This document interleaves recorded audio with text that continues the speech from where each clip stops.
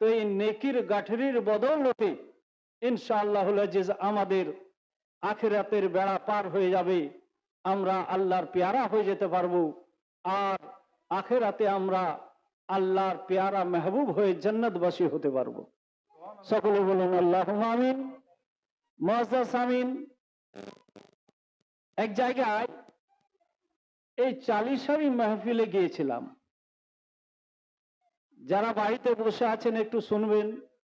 চালিশার মাহফিলে গিয়েছিলাম, তো সকাল থেকে দুপুর অবধি সুবহানাল্লাহ কি খাওন দাওন, এমন কোনো জিনিস ছিল না যে সেই খাবার মাহফিলে ছিল না। গরুর মাংস বলুন, খাসির মাংস, মাছ, ডিম, নাস্তা, বিভিন্ন রকম খানা, ফ্রাইড রাইস, ম্যারাডাইস, সব রকম খাবার সকাল থেকে মানুষ দেদার খেলো। এত খেলো সুবহানাল্লাহ,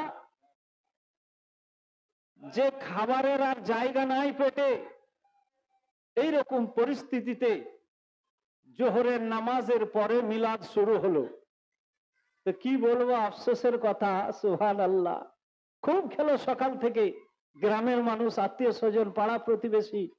কিন্তু জোহরের পরে যখন মিলাদ শুরু হলো, তো আর একটা লোকও নাই।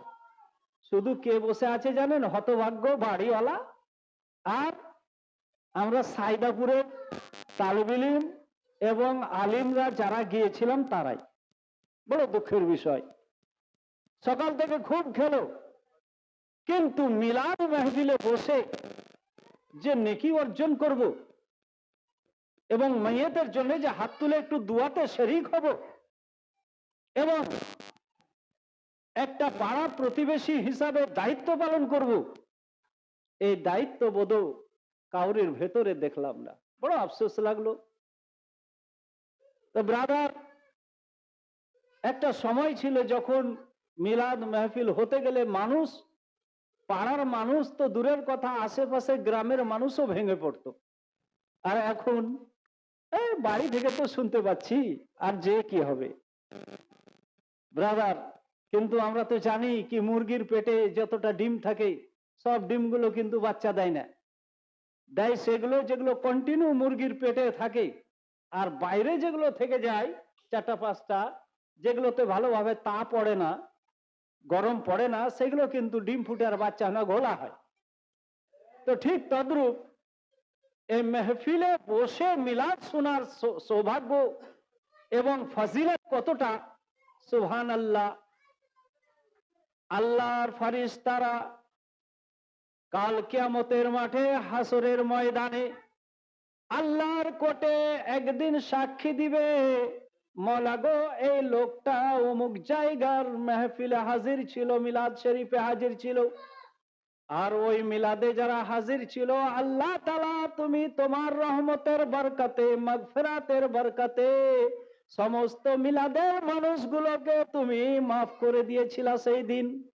ও মওলা খালিকে কায়নাত, আজ এহেন ব্যক্তিকে তুমি জাহান্নামী করেছ যে ব্যক্তিটা ওই মিলাদে শামিল হয়েছিল। আল্লাহ মওলা গো, আমরা তার সাক্ষী রয়েছি, সেই মিলাদের বরকতে এই লোকটা সেই দিন মাপ পেয়েছিল, এখন কেন তাকে জাহান্নামে দিচ্ছ? আল্লাহ তাআলা বলবে, আমি তো তাকে মাফ করে দিয়েছিলাম, কিন্তু তারপরে অনেক গুনাহ করেছে এই ব্যক্তি, যার কারণে ওর জন্য জাহান্নাম ওয়াজিব হয়ে গেছে, জাহান্নামের পথযাত্রী হয়ে গেছে। ফেরেশতারা বলবে, মওলা গো সেই দিন যেমন তুমি মাফ করে দিয়েছিলা, আজকেও তুমি তার আমলনামার দিকে না দেখে, মওলা তোমার গাফফারিয়াতের দিকে, সাত্তারিয়াতের দিকে দেখে তুমি তোমার মেহেরবানিতে পুনরায় এই ব্যক্তিকে আবার জান্নাতি করে দাও। বলুন সুবহানাল্লাহ। আল্লাহ বলবে, যা, তোকে আমি জাহান্নাম থেকে মুক্তি দিয়ে ওই মিলাদের বরকতে তোকে আমি জান্নাতি করে দিলাম। ব্রাদার, আমরা তো মনে করি এই মেহফিল তো খালি পড়ে আছে, এধারে খালি ওই ধারে খালি, তো মানুষ না আসলে কিভাবে জমবে, কিন্তু না। সুবহানাল্লাহ। এই আশেপাশের পাড়া প্রতিবেশীরা তোমরা আসো কিংবা না আসো, এই জায়গাকে আল্লাহ তাআলা যেখানে আল্লাহ এবং তার রসুলের জিকির ও আজকার হয় সেই জায়গাটাকে আল্লাহ ফেরেশতা দিয়ে ভর্তি করে দেন। বলুন সুবহানাল্লাহ।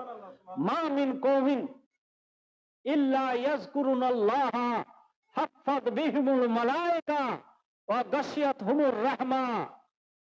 যে জায়গাতে আল্লাহর জিকির আজকার হয় সেই জায়গাটাকে ফেরেশতারা কর্ডন করে ঘিরে ফেলে, সুবহানাল্লাহ, ঘিরে ফেলে, এবং সেই জায়গাতে আল্লাহ তাআলার রহমত নাজিল হয়।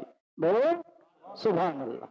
মাশাআল্লাহ। তো বুঝতে পারলাম কি যেখানে আল্লাহর জিকির আজকার হয় সেখানে আল্লাহর রহমত নাজিল হয়।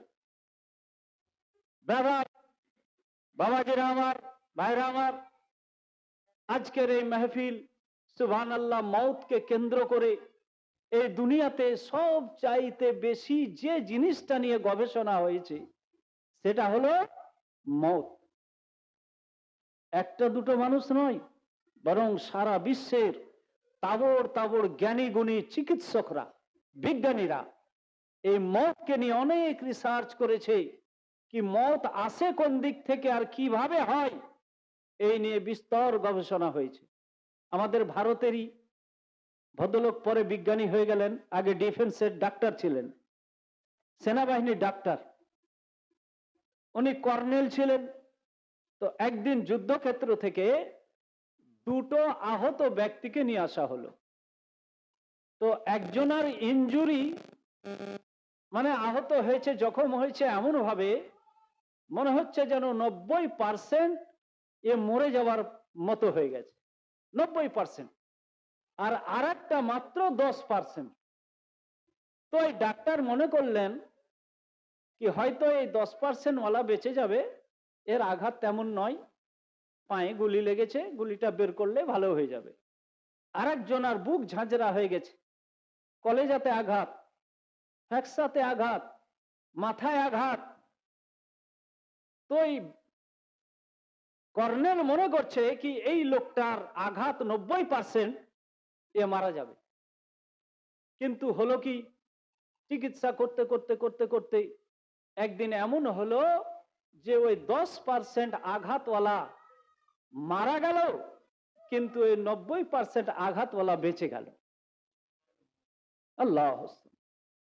ওই কর্নেলের মনে একটা প্রভাব বিস্তার করলো কি, আমি তো মনে করতাম যে এই দুনিয়াতে সমস্ত কিছু প্রাকৃতিক হিসাবে হচ্ছে, প্রকৃতির একটা দান, কেউ পরিচালনা করছে, আল্লাহ বলে কেউ আছে না, এটা নেই।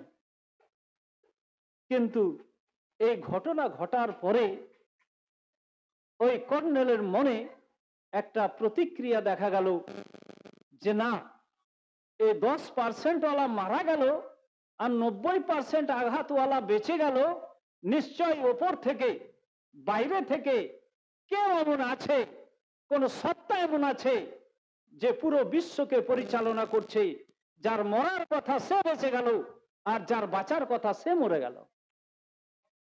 তখন ওই ভদ্রলোক করলো কি, সুবহানাল্লাহ, রিসার্চ করতে শুরু করলো, বিজ্ঞানী হয়ে গেল।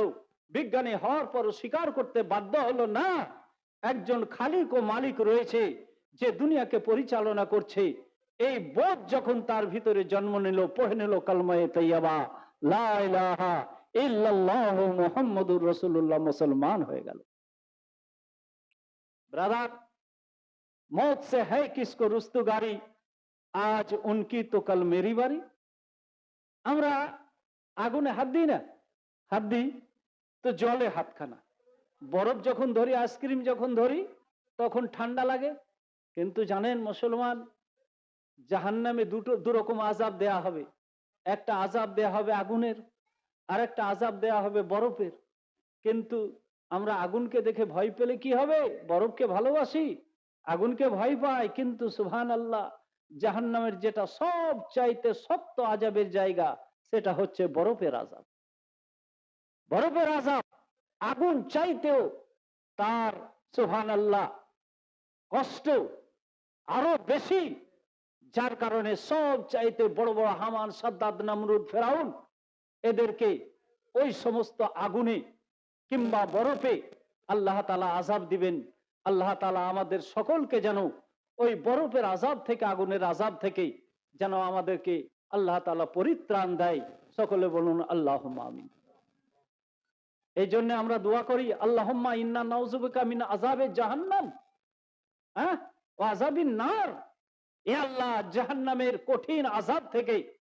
ওখানে না আগুনের কথা বলা হয়েছে, না বরফের কথা বলা হয়েছে। প্রথমে বলা হয়েছে কি, আল্লাহ জাহান্নামের আযাব থেকে আমাদেরকে রক্ষা করো। তো আমরা আগুনে হাত দিই, হ্যাঁ, আমাদের হাতটা জ্বলে। জ্বলে কি জ্বলে না? জ্বলে। আমরা প্রতিনিয়ত দেখছি, প্রত্যেকদিন দেখছি, সব জায়গায় সব সময় দেখছি। কিন্তু তবুও আমরা এত সুবহানাল্লাহ, দুনিয়াতে এই সমস্ত জিনিস দেখার পরে আমাদের একটা খেয়াল হয় না কি আল্লাহ, এই দুনিয়াতে তো কেউ বেঁচে থাকে না, আমিও বেঁচে থাকবো না, একদিন মরে যাব। আমার জন্য ছেলে মেয়ে কাঁদবে, পাড়া প্রতিবেশী কাঁদবে, ভাই কাঁদবে, বোন কাঁদবে, মা কাঁদবে। কিন্তু তখন আমার কি হবে? যখন কবরে আমাকে দিয়ে আসবে, তখন আমি কিভাবে ওই কবরে ফেরেশতার যে সওয়াল এবং জবাব হবে, সেই সওয়ালের জবাব আমি কিভাবে দেব? একজন মনে করছে কি আমি তো অনেক আরবি জানি, আরব দেশে থাকি, তো যখন আরবিতে প্রশ্ন করবে, মান রব্বুকা, তোমার প্রতিপালক কে? কে তোমাকে পালন করেছে? হ্যাঁ, কে তোমাকে জন্ম দিয়েছে, মৃত্যু দিবে? হ্যাঁ, তখন তো আমি তো আরবি জানি বলে দেব, তাই না? আর একটা সওয়াল করবে, মা দিনুকা, তোমার দিনটা কি, তুমি কোন দিন ভালোবাসতে? তখন আমি বলে দেব দ্বীনে ইসলাম। যখন আমাকে বলবে, মা কুনতা তাকুলু ফি হাযা রাজুল, এই ব্যক্তির সম্বন্ধে তুমি দুনিয়াতে কি বলতা? দুনিয়াতে কি বলতা? এটা বলা হয়নি কি এই লোকটার সম্বন্ধে, এই ব্যক্তির সম্বন্ধে, রসুলের সম্বন্ধে তুমি কি বলছো?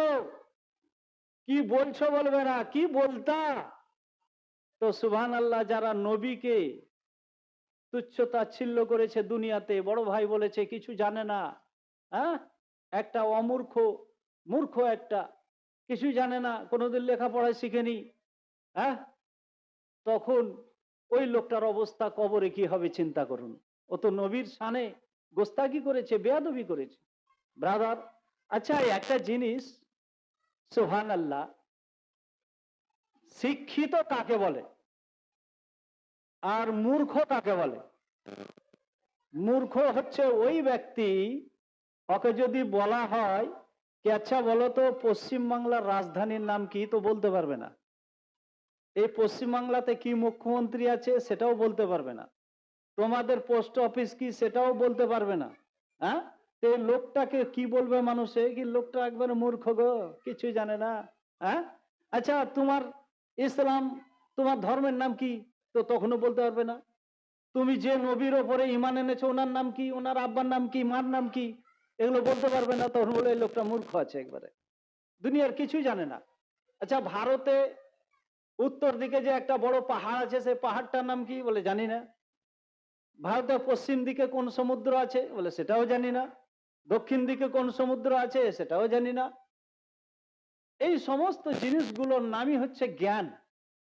তাতে ও লেখাপড়া করে জ্ঞান অর্জন করুক, কিংবা মানুষের কাছে শুনে, ছেলেপিলের কাছে শুনে, পাড়া প্রতিবেশী আত্মীয় স্বজনের কাছে শুনে জ্ঞান লাভ করুক। জ্ঞান দুরকম, একটা হচ্ছে আক্ষরিক জ্ঞান, আর একটা হচ্ছে বাস্তবিক জ্ঞান।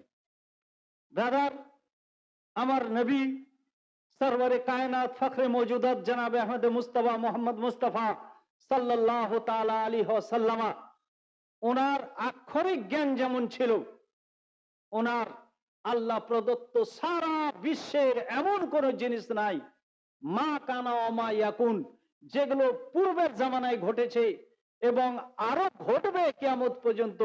এমনকি কিয়ামতের পর কতটা লোক জান্নাতে যাবে, তার বাপের নাম কি, তার মার নাম কি, এবং কতটা লোক জাহান্নামী হবে, তার নাম কি, তার বাপের নাম কি, তার মার নাম কি, তার কোন বংশ, আল্লাহ রসুল সবই জানতেন। বলুন সুবহানাল্লাহ।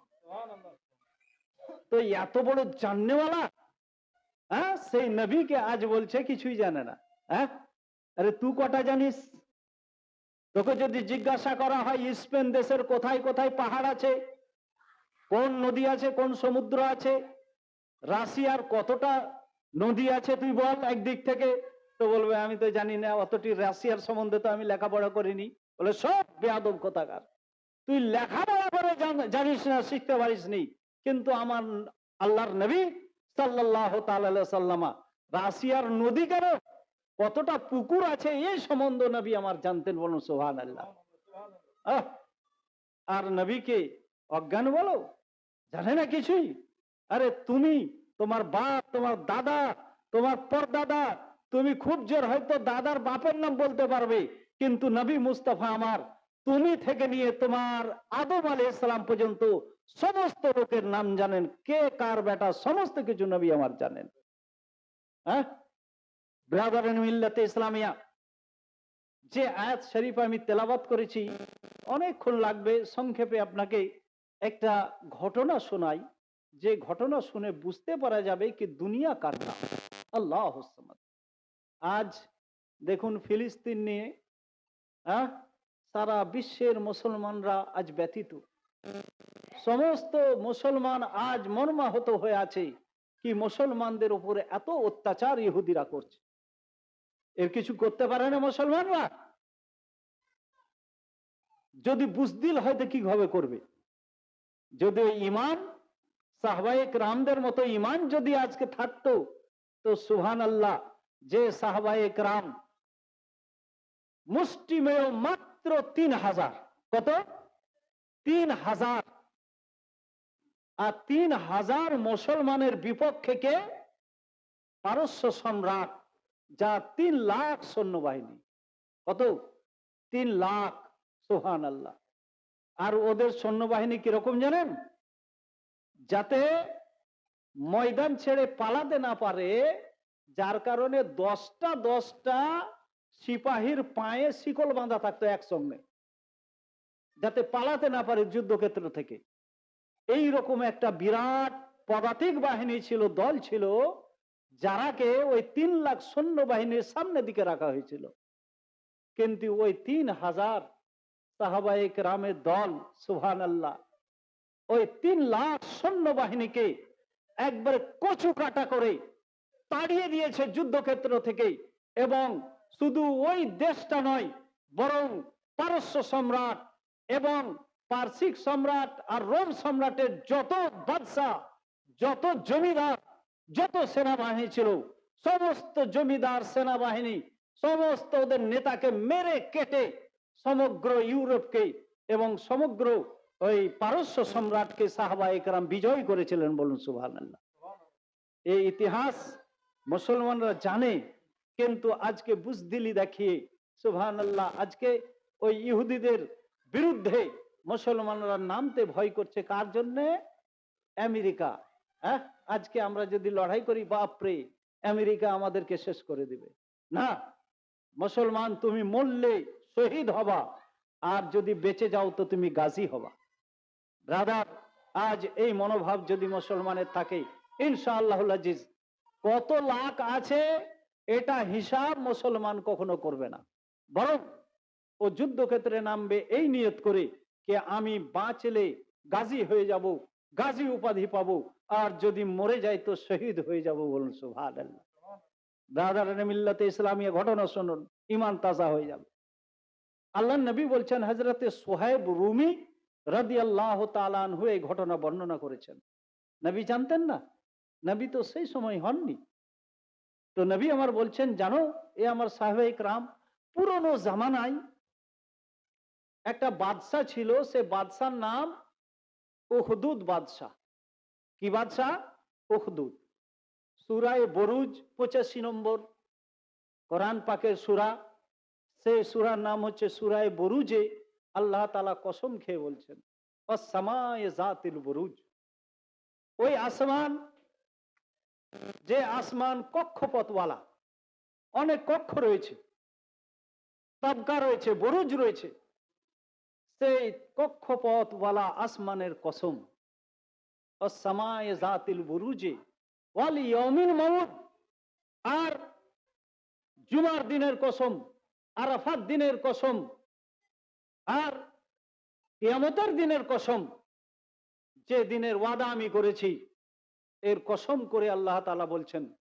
আচ্ছা, একটা জিনিস কথা প্রসঙ্গে এলো, আমরা মানুষ যাকে সব চাইতে বড় মনে করি তার কসম খাই, তাই না? কখনো কোরআন কসম খায়, তার কারণ কোরআন এই দুনিয়ার ভিতরে সব চাইতে বিখ্যাত কিতাব, ওর মতো কোনো কিতাবই নেই, আল্লাহর কিতাব, যার কারণে কোরআনের আমরা কসম খাই।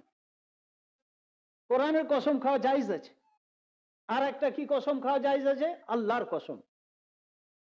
কিন্তু আমাদের অভ্যাস হয়ে গেছে কথায় কথায় বাপের কিরা, মার কিরা, হ্যাঁ, চাচার কিরা, ছেলের কিরা, স্ত্রীর কিরা, না, এগুলো কিরা খেতে নিষেধ আছে। কিরা যদি খেতে হয়, কসম যদি খেতে হয়, তাহলে আল্লাহর কসম খাও। কারণ আল্লাহ বলছে, রে সব ধ্বংস হয়ে যাবে, তোমার স্ত্রী পরিজন, তোমার ছেলে মেয়ে বাপ কিছুই দুনিয়াতে বাকি থাকবে না, তারা ধ্বংস হয়ে যাবে। তো তুমি কার কসম খাচ্ছ? এগুলো কসম খেতে হবে না। তুমি যদি কসম খাও তো আমার কসম খাও, সমস্ত জিনিস ফানা হবে, কিন্তু আমি আল্লাহ চিরদিন বাকি থাকবো। এ তো আমাদের কসম। আল্লাহ কার কসম খাচ্ছে? আল্লাহ কসম খাচ্ছে ওই সমস্ত জিনিসের, হ্যাঁ, যে সমস্ত জিনিস অবশ্যই ঘটবে। কারণ আল্লাহ যদি কসম খায় তো ওর বড়র কসম খেতে হবে। তো আল্লাহর বড় কেউ আছে? আল্লাহর বড় তো কেউ নাই। আল্লাহ তো সব চাইতে বড়। আল্লাহু আকবার। আল্লাহ সব চাইতে বড়। তো আল্লাহ কার কসম খাবে? আল্লাহ কসম খাচ্ছে ওই সমস্ত জিনিসে, যে সমস্ত জিনিস বাস্তবে ঘটবেই, আর মানুষদের কাছে সব চাইতে বেশি প্রাধান্যশীল। সেগুলো কি? আসমান, আসমানের কক্ষপথ, আর কিয়ামতের দিন, জুমার দিন, আরাফাতের দিন, হজ, এই সমস্ত জিনিসের তো কসম খেয়েছে আল্লাহ। রাত্রির কসম খেয়েছে, দিনের কসম খেয়েছে। ঘোড়া যখন তেজ দৌড়ায়, পা থেকে ধুলা উৎপন্ন হয়, ধুলা বের হয়, তখনকার কসম খেয়েছে আল্লাহ তাআলা। নদ নদীর কসম খেয়েছে, চন্দ্রের কসম খেয়েছে, সূর্যের কসম খেয়েছে আল্লাহ, এই সমস্ত জিনিসের কসম খেয়েছে।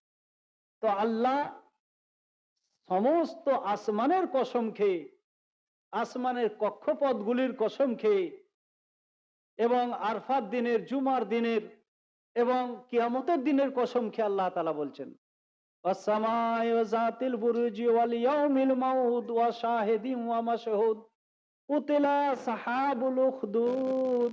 আল্লাহ বলছেন ওই আসহাবে উখদুদ, যে উখদুদ বাদশার সাঙ্গপাঙ্গরা ছিল, তারা একদিন হালাক হয়ে গেছে। বল সুবহানাল্লাহ।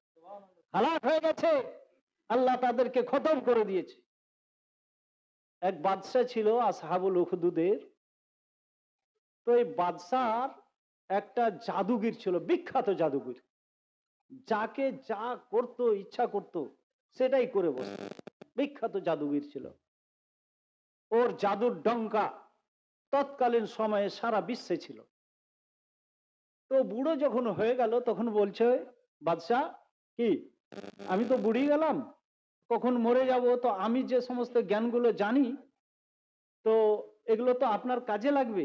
বলে, হ্যাঁ অবশ্যই কাজে লাগবে। বলে, এক কাজ করুন, একটা খুব জ্ঞানী গুণী ভালো ছেলে আমার কাছে পাঠিয়ে দিন, আমি তাকে সব শিখিয়ে দেব। বলে, ঠিক আছে। ওই দেশের একটা ভালো জ্ঞানী গুণী, বেশ নাম করা, স্মৃতিশক্তিওয়ালা একটা ছেলেকে ওই জাদুগিরের কাছে পাঠিয়ে দেওয়া হলো। তো ছেলেটা বাড়ি থেকে ওই জাদুগিরের কাছে যেত, জাদু টাদু শিক্ষা করে চলে আসতো সন্ধ্যাবেলায়। কিন্তু রাস্তাতে রাস্তাতে একজন রাহিব, রাহিব বলা হয় ইহুদি ধর্মের যারা পুরোহিত ছিল, আলিম ছিল, তাদেরকে রাহিব বলা হতো। আর খাস করে ওই সমস্ত ইয়ের আপনার তাওরাত শরীফ জাননেওয়ালা, যারা দুনিয়ার সঙ্গে কোনো সম্পর্ক রাখতো না। আমরা দুনিয়ার সঙ্গে সম্পর্ক রাখি, বাজার যায়, হাট করি, ছেলে পিলের জন্য কামাই করতে বিদেশে চলে যাই, সুবহানাল্লাহ, বিদেশে যায়।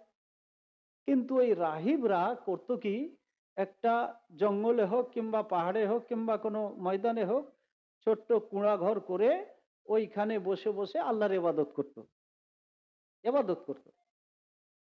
তো এই রাহিবের ঘরখানা যেখানে ছিল, ওই বাচ্চা ছেলেটা জাদু শিখনেওয়ালা ওইখান দিয়ে যাওয়া আসা করত। তোর মনে একদিন চিন্তা জাগলো কি, আমি এই রাহিবের কাছে একটু বসি, উনি কি বলেন সেটাও শুনি। রাহিবের কাছে যাবার সময় একবার, আসার সময় একবার উঠা বসা করতে লাগলো। রাহিব এমন এমন কথা বলতো ছেলেটাকে, যে ছেলেটার মনে খুব আসর করলো, মনে ধরে গেল কি কথাগুলো তো খুব বাস্তব, ভালো। আল্লাহ আছে, আল্লাহ রসুল আছেন, এই দুনিয়াতে সমস্ত কিছু আল্লাহ তৈরি করেছেন, বাস্তবিক তো। এই সমস্ত কথাগুলো শুনতে ভালো লাগতো, উঠা বসা করতো। কিছুদিন পর ওই ধারে জাদু শিখতে লাগলো, আর এই ধারে রাহিবের কাছে উঠা বসা করতে করতে রাহিবের খুব পেয়ারা হয়ে গেল। রাহিব করলেন কি, সমস্ত দোয়া কালাম ওই ছেলেটাকে শিখিয়ে দিলেন। একবারে সমস্ত জিনিস শিখিয়ে দেওয়ার পরে ছেলেটা কিন্তু আমল করে বাড়ি গিয়ে রাহিবের কথা শুনে এই করে করে এমন পর্যায়ে পৌঁছালো ছেলেটা, কি ছেলেটা যেটাই বলতো, দোয়া করতো, সেটাই আল্লাহর দরবারে কবুল হয়ে যেত, কবুল হয়ে যেত। তো একদিন ওই করতে করতে জাদুগির মারা গেল। ছেলেটা কিন্তু রাহিবের আশিক। তো একদিন যে রাস্তা দিয়ে মানুষ চলাফেরা করতো তখন কাঁচা রাস্তা, জঙ্গলের রাস্তা, ওই রাস্তাতে একটা বিরাট বড় অজগর সাপ, বিরাট বড় আজদাহা ওই রাস্তাতে এসে বসে গেল। ওকে কিন্তু আর কেউ হটাতে পারছে না। খাতারনাক সাপ, অত বড় সাপ ওই এলাকাবাসীর জীবনে কখনো দেখেনি, হটে না। তো মানুষ বলতে লাগলো এবার কি হবে, এই মুসিবত, এই রাস্তা দিয়ে কেউ যেতে পারে না। তো রাহিব বলল, বাবা ওই রাস্তাতে যে আজদাহা বসে আছে তাকে তুমি সরিয়ে দাও। বলে, হুজুর সরিয়ে দিব? বলে, হ্যাঁ। বলে, ঠিক আছে হুজুর, আমি সরিয়ে দিচ্ছি। তো ছেলেটা নিজেকে প্রমাণ করার জন্য, পরীক্ষা করার জন্য রাহিবকে বলল, হুজুর আজ আমার পরীক্ষা, আজ আমি আল্লাহর নাম নিয়ে ওই আজদাহার ওপরে একটা পাথর নিক্ষেপ করব, যদি মরে যায় বুঝবো যে আমি কামিয়াব হয়ে গেছি, আর যদি না মারা যায় তো বুঝবো এখনো আমি উপযুক্ত হইনি। বিসমিল্লাহ, আল্লাহর নাম নিয়ে বিসমিল্লাহ বলে একটা পাথর ছুঁড়লেন। ওই ছেলেটা ছোড়া মাত্রই ওই আজদা কিন্তু সঙ্গে সঙ্গে ওইখানে মরে গেল। মরার কথা নয়, ছোট্ট একটা পাথরে সুবহানাল্লাহ মরে গেল। এটা আল্লাহর দান, তাই না? কারণ আমরা কোরআন শরীফে পড়েছি বিসমিল্লাহির রহমানির রহিম, হ্যাঁ, সূরা ফিলে কি পড়েছি? সূরা ফিল, আবাবিলের পাখি নেই, আবাবিল পাখির নাম নেই। আবাবিল পাখির দ্বারা ছোট্ট একটা পাথর মুখে আবাবিল পাখি ওপর থেকে ছাড়লো, তো আব্রাহা বাদশার সমস্ত লস্কর মরে গেল। এমনকি হাতি, হাতির ওপরে যদি পড়তো ওই পাথর, তো ওই হাতির শরীরে পড়তে গেলে হাতির শরীরকে ভেদ করে ওই পাথরখানা মাটিতে পড়তো, আর হাতি ওইখানে মরে যেত। এরকম ঘটনা। তো একটা ছোট্ট পাথরে আপনি হাতির ওপরে ফেলেন তো দেখি, হাতি কেন, হ্যাঁ, একটা পাখির ওপরে যদি পড়ে তো পাখির শরীর ভেদ করে ওই পাথরটা নিচে যাবে না? যাবে? এবার পরীক্ষা করে দেখেন, আবাবিল পাখি তো এত বড় পাথর ফেলেছিল, হ্যাঁ, আপনি এত বড় পাথর নিয়ে একটা গরুর পিঠে আপনি মারেন, দেখেন তো গরুর এই পার ওই পার হয় কি হয় না? না, হবে না। ওটা আল্লাহর পাঠানো পাথর, হ্যাঁ, আর আপনার পাথরের ভেতর অনেক পার্থক্য আছে। সুবহানাল্লাহ, বরঞ্চ তুলনা করা যাবে না। তো ছেলেটা যখনই বিসমিল্লাহ বলে আল্লাহর নাম নিয়ে ওই আজদাহার উপরে নিক্ষেপ করলো, সঙ্গে সঙ্গে আজদাহা মারা গেল। ছেলেটা এইবার ভাবলো নিশ্চয় এবার আমি কামিয়াব হয়ে গেছি, আমার দোয়া আল্লাহ তাআলা কবুল করে নিয়েছে। তো আল্লাহর কারিশমা ওই ছেলেকে দিয়ে কত বড় কাজ নিচ্ছেন আল্লাহ, দেখুন সুবহানাল্লাহ। এবার ওই ছেলে, কার জ্বর হয়েছে, বাবু আমাকে একটু, আমার ছেলের জ্বর হয়ে গেছে, একটু দোয়া করে দাও না। দোয়া করে দিয়েছে, ভালো হয়ে গেছে। কোনো অন্ধ এসছে, বলে বাবু আমি এই জন্মবধি দেখতে পাই না, একটু আমার চোখে একটু হাত ফিরিয়ে দাও যেন আমি দৃষ্টিশক্তি ফিরে পাই। ওই ছেলেটা যখনই বিসমিল্লাহ বলে হাত ফিরিয়ে দিত, সঙ্গে সঙ্গে তার অন্ধ চোখ ভালো হয়ে যেত। আহ, এ তো নবী নয়, নবীর উম্মত হযরত ঈসা আলাইহিস সালাম যখন কাউরির অন্ধর ওপরে হাত ফেরাতেন সে অন্ধ চোখ পেয়ে যেত। শরীরে সাদা দাগে ভর্তি হয়ে গেছে, কোনো ডাক্তারের ক্ষমতা নাই সুবহানাল্লাহ কি অসুখ ভালো করে দিবে, কিন্তু ওই আল্লাহর বান্দা যখন বিসমিল্লাহ পড়ে হাত ফিরিয়ে দিতেন তো সঙ্গে সঙ্গে ভালো হয়ে যেত। ঈসা আলাইহিস সালামের এটা মুজিজা ছিল। তো ঈসা আলাইহিস সালামের মুজিজা মুসা আলাইহিস সালামের একজন উম্মতিকে আল্লাহ তাআলা দান করলেন। চিন্তা করুন, চিন্তা করুন কি একজন নবীর মুজিজা একজন নবীর উম্মতকে দেওয়া হচ্ছে। আল্লাহুস সামাদ। আর এই দু পাতা পড়নেওয়ালা ট্যাংচারা মুসলমান যারা নবীর ওপরে কটূক্তি করে, আল্লাহর ওলিদের ওপরে কটূক্তি করে, বলে আল্লাহর ওলির আবার কি ক্ষমতা? হ্যাঁ, সমস্ত তো আল্লাহর কাছেই চাও, ওলিরা আবার কি জানে? কিন্তু না মুসলমান, আমরা জানি যে বিলকিসের অত বড় সোনা চাঁদির ওয়ালা ভারী ভরকাম ইয়ামান দেশে ছিল, আর কোথায় সিরিয়া 2-3 হাজার কিলোমিটার দূর ওখান থেকে হযরতে সুলাইমান আলাইহিস সালামের একজন সভাসদ যার নাম ছিল ইউসুফ ইবনে বরখিয়া। ওই ইউসুফ ইবনে বরখিয়া সুবহানাল্লাহ আল্লাহর কি কালাম যে পাঠ করলেন সুবহানাল্লাহ। বাদশাকে বলছেন, হুজুর আপনি বিলকিসের ওই গদি চান? হ্যাঁ, আমি এক্ষুনি নিয়ে আসছি। বলে কিভাবে, কত দেরি হবে তোমার? বলে হুজুর আপনি চোখটা শুধু বন্ধ করেন, আপনি চোখটা বন্ধ করেন আর খুলে দেন, দেখবেন আপনার সামনে এসে হাজির হয়ে আছে। সুবহানাল্লাহ। ও কে ছিল? একজন আল্লাহ ওয়ালা ছিল, আল্লাহর ওলি। সুবহানাল্লাহ। তো আল্লাহর ওলির যদি এত ক্ষমতা হতে পারে তো নবীর কত ক্ষমতা হতে পারে? সুবহানাল্লাহ। আরে আমার নবী তো এই মক্কার সরজমিনে পাহাড়ের উপরে বসে বসে এই দুনিয়ার কোন জিনিসকে নয়, আসমানের চাঁদকে দ্বিখণ্ডিত করে দিয়েছিলেন। আল্লাহ নবী দ্বিখণ্ডিত করেছিলেন আসমানের চাঁদকে, আর তুমি একটা ফুটবলকে দ্বিখণ্ডিত করে দেখাও ইশারা করে। হ্যাঁ, তোমার বাপ তো মরবে মরবে, তোমার দাদা সুদ্ধা মরে যাবে। হ্যাঁ, তুমি ওই বলকে একটু হিলাতেও পারবা না। আল্লাহুস সামাদ। ব্রাদারান মিল্লাতে ইসলামিয়া। তো এই আসহাবুল উখদুদের সেই ছেলেটা সবকে ভালো করে দেয়। বাদশার বন্ধু এসে হাজির, অনেক টাকা পয়সা নিয়ে, সোনা চাঁদি নিয়ে। বাবু তোমার নাম শুনেছি, আমি অন্ধ, আমি চির অন্ধ হয়ে গেছি, তো আমার চোখটা একটু ভালো করে দাও। ঠিক আছে, বিসমিল্লাহ বলে চোখ ভালো করে দিলেন। ও বেচারি খুশি হয়ে সমস্ত ধন সম্পত্তি ওই ছেলেটাকে দিয়ে বাড়ি চলে গেল। বাদশার কাছে দেখা করতে গেছে। তো বাদশা বলছে, বারে আরে তুমি তো অন্ধ ছিলা, চোখ কোথায় পেলা? কিন্তু এই রাহিব জানেন বলে দিয়েছিল ছেলেটাকে বারবার কি বাবু তুমি আমার শিখলে ঠিক আছে, কিন্তু আমার কথা কোনোদিন কাউকে বলো না, কাউকে বলবে না। নারায়ে তাকবীর। একটা চেয়ার নিয়ে আসো। নারায়ে তাকবীর, নারায়ে রিসালাত, গৌস কা দামন, অলি কা দামন, নারায়ে তাকবীর, নারায়ে রিসালাত, মাসলাকে আলা হযরত, নারায়ে তাকবীর, হযরতে আল্লামা জুবাইর আলম সাহেব কিবলা দামাত বরকাতুহুমুল আলিয়া কুদসিয়া। মাশাআল্লাহ। ইনি চেহারা দেখেন মাশাআল্লাহ নূরানি। হ্যাঁ, আর দেখবেন এই মাথাকে যে কি করে ঘষটায় আল্লাহ জানে। হ্যাঁ, সপে ঘষটায় না পাথরে ঘষটায়, ঘষটায় কালো করে দিয়েছি বুঝলেন, লোককে দেখাবার জন্য কি দেখো আমি নামাজি। হ্যাঁ, একটা লোক বলছে এই আমাকে ডাকলেন কিন্তু আমাকে হাজী সাহেব বলে ডাকলেন না। বলে রে তুমি হজ করেছো? তো শোনো তোমার নাম কি? বলে আমার নাম আব্দুল গফুর হাজি। হ্যাঁ, বলে শোনো আমাকে তুমি চিনো? বলে কি? আমার নাম শামসুদ্দিন নামাজি। বলে নামাজি? নামাজি আবার কিরকম টাইটেল? বলে হাজি আবার কিরকম টাইটেল? তুমি হাজি বলে সারা দুনিয়ার লোককে তুমি দেখাতে চাও কি আমি হাজি? তো আমি যে নামাজি, হ্যাঁ চিরদিন নামাজ পড়ি, কিন্তু আমরাও নামাজ পড়ি আর ওরাও নামাজ পড়ে, কিন্তু দেখবেন ওদের কপালটা কালো হয়ে গেছে। কই আমাদের গেল কেন হয় না?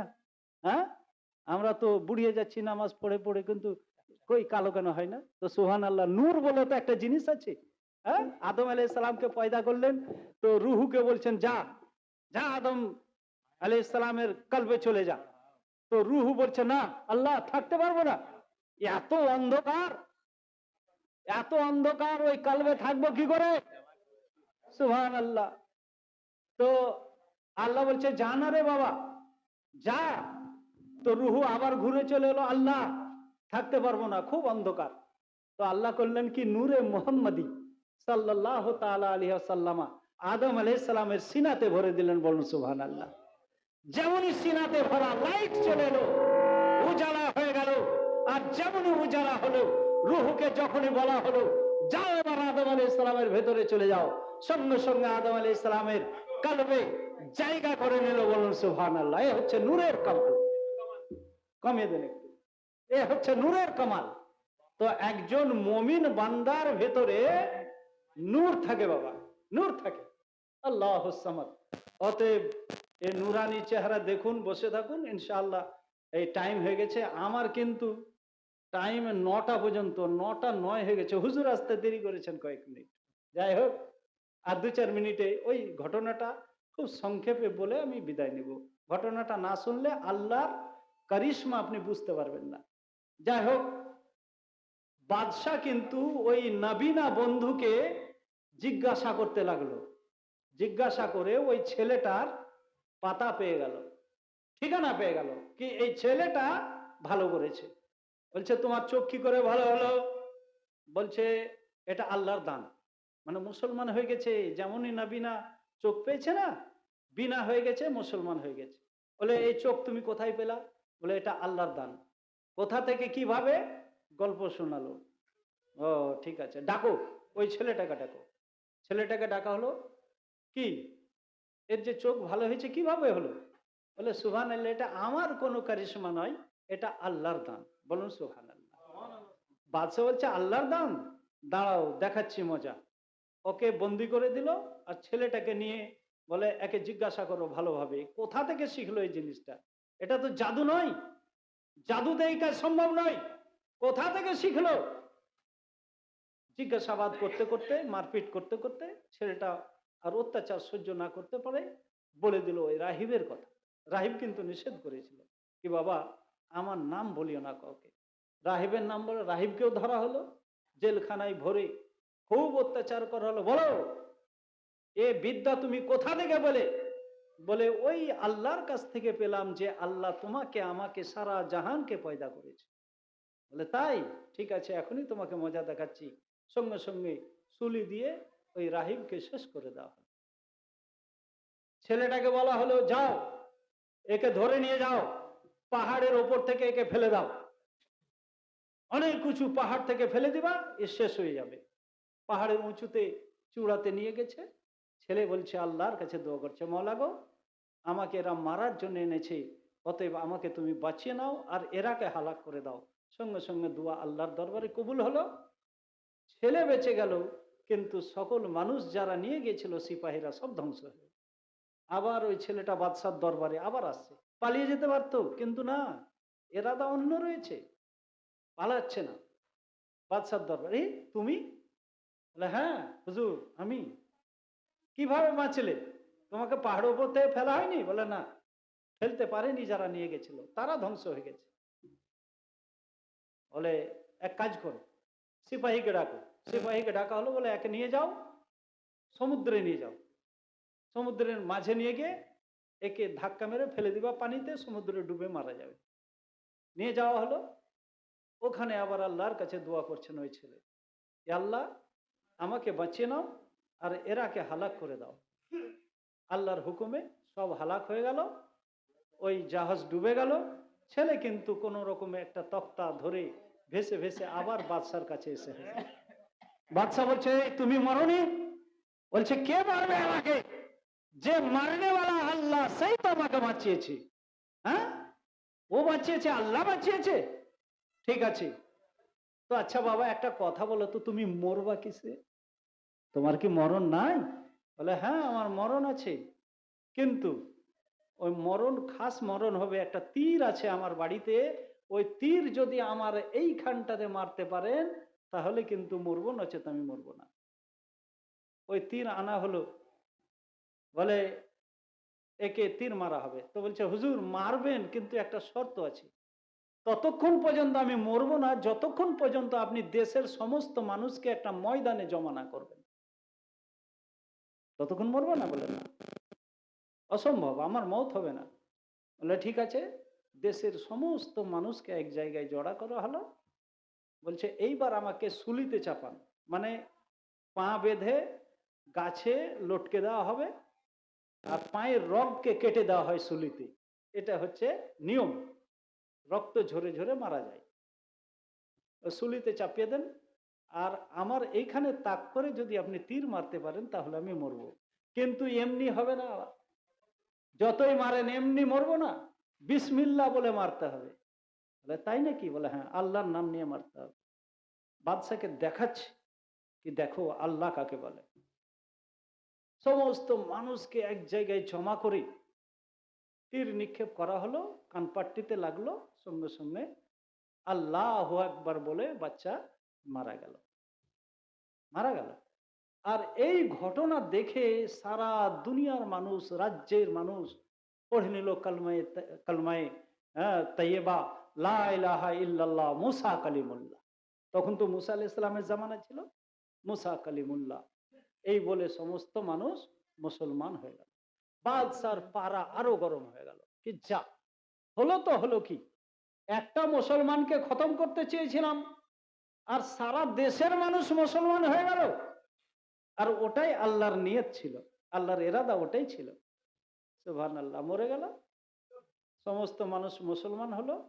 বাদশা করলো কি, তার সমস্ত সিপাহী দিয়ে আগুন জ্বালালো, আগুন জ্বালিয়ে মুমিন বান্দাদের ধরে আনে, হাত পা বাঁধে আর আগুনে ফেলে দেয়, হাত পা বাঁধে আগুনে ফেলে দেয়। এইরকম করে অনেক মানুষকে তারা জিন্দা জ্বালিয়ে দিল। কিন্তু সুবহানাল্লাহ, তাফসিরে এসেছে কি যারাকে আগুনে ফেলতো, তো আগুনের ফেলার আগেই মালিকুল মউত, বাচ্চা ছেলে যেমন মায়ের কোলে ঘুমিয়ে যায় দুধ পান করতে করতে, সেইভাবে আগুনের ফেলার আগেই তাদের সুবহানাল্লাহ রুহু বেরিয়ে যেত আর তার শরীরটাকে আগুনে ফেলা হতো। কিন্তু সুবহানাল্লাহ, ওই আগুনের কষ্ট তারা এতটুকু অনুভব করেনি। বলুন সুবহানাল্লাহ। শেষে হলো কি, বাদশার যারা লোকেরা ওই গাড্ডার চারিপাশে বসে বসে তামাশা দেখছিল, সমস্ত আগুনের এমনই একটা ঝোঁকা আসলো, এমনই একটা বাতাসের মতো চারিদিকে ওই আগুন প্রবাহিত হলো যে সমস্ত দেখনেওয়ালা অফিসাররা ওইখানে জ্বলে পড়ে ছারখার হলো। বাদশাহ যখন এই সংবাদ শুনলো, বাদশাহ গেল, বাদশাও জ্বলে পড়ে ছারখার হয়ে গেল। বলার উদ্দেশ্য হচ্ছে কি, ছেলেটা ইচ্ছা করলে পালিয়ে যেতে পারতো, হ্যাঁ, কোন জায়গায় লুকিয়ে যেতে পারতো, কিন্তু না, নিজের জানকে আল্লাহর রাস্তায় কুরবান করে সমস্ত দেশের মানুষকে ইসলাম ধর্ম দীক্ষিত করা, এটাই ছিল আল্লাহর সুবহানাল্লাহ ইরাদা। এবং ওই বাচ্চারও ইরাদা এটাই ছিল কি আমার দেশের মানুষ যেন ঈমান গ্রহণ করে। বলুন সুবহানাল্লাহ। ব্রাদার, নিজের জানটা বড় নয়, আল্লাহর হুকুমটাকে পালন করাই বড়। মওত তো সবারই হবে, কে বাঁচবে? কেউ এই দুনিয়াতে বাঁচবে না, বরং মরাটাই স্বাভাবিক, বেঁচে থাকাটাই একটা অস্বাভাবিক ব্যাপার। ব্রাদার, আল্লাহ যেন আমাদের সকলকে ঈমানের সাথে এই দুনিয়াতে আল্লাহর যেটা মনোভাব, আল্লাহর যেটা ইরাদা, সেটাই যেন এই দুনিয়াতে কায়েম হয়। আল্লাহ যেন আমাদেরকে ঈমানের সাথে মওত নেয় এবং আমরা যেন ঈমানদার হয়ে মরতে পারি, নবীর প্রেমিক হয়ে মরতে পারি। সকলে একবার দিল থেকে মন থেকে বলুন আল্লাহুম্মা আমিন।